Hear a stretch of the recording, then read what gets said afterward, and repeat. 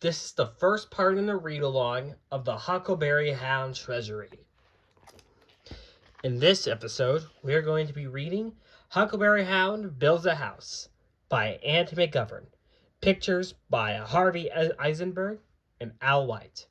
If you enjoyed this read-along, make sure to give a like, comment, and subscribe for more Bookish vids and any other videos that are coming up here on the channel.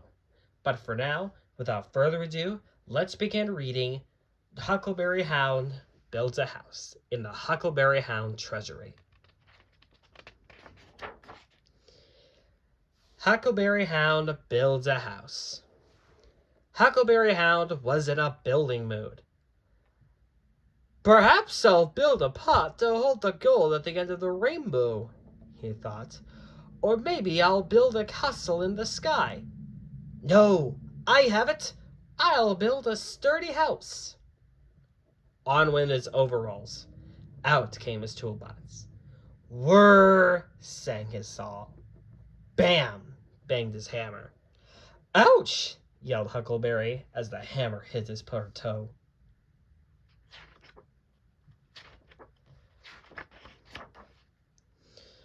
All day he worked, until at last there stood a not too small, not too big, but a just right sturdy house.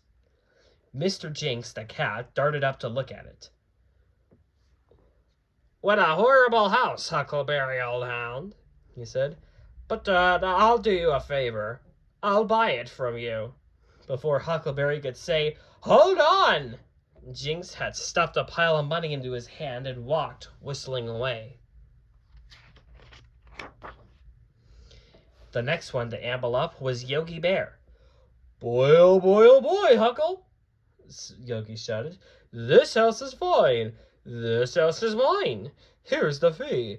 Now where's the key? And before Huckleberry could tell him that the house was already sold to Jinx, Yogi Bear was on his way, whistling a merry tune. What have I done? Huckleberry wondered sadly.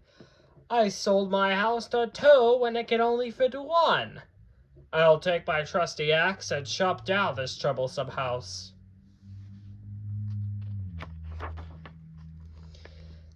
Stop, Huck! Squeaked a little voice. Don't do it! Squeaked another voice. Pixie and Dixie looked at the house with tears in their eyes. This house is exactly what we need. That means old Jinx had spread his mouse-catching inventions all over our house, and we're afraid to go back, Dixie said. Please, can we buy this house? Pixie pleaded. Huckleberry Hound looked down at their sad little faces. Sure you can buy it, he said. Come back tomorrow for the key. The two happiest mice in the world scampered away joyfully. Poor Huckleberry sat down on a pile of wood chips.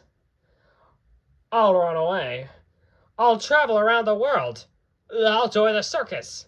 No, I won't. I'll take a walk into the city and think of some way to solve my problem. And he threw off his work clothes and put on his walking suit. The city was bustling and hustling. Huckleberry walked along the streets thinking hard. All these hurrying and scurrying people have to go home sometime, somewhere, he thought. Then he looked up at the towering skyscrapers, and at last he knew the answer to his problem. He raced home, threw off his walking suit, and put on his morning clothes. The moon and stars kept him company as night as whirr, sang the saw, and bam, banged the hammer, and ouch, yelled Huckleberry as the hammer hit his poor old toe. When the sun rose, Huckleberry was a tired but happy hound dog. Pixie and Dixie were the first to move in. They brought a large supply of cheese with them. It was moving day for Yogi, too. He placed his new rug on the floor and stored his honey on his new shelves. Jinx decided not to mess up his new house with a pile of bout-casting inventions, so he left them behind. He dusted his furniture instead. Even Huckleberry Hound found the perfect home.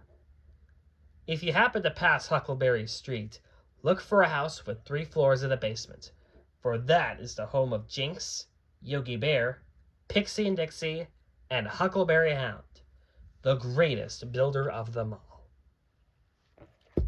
The end. Thanks for watching.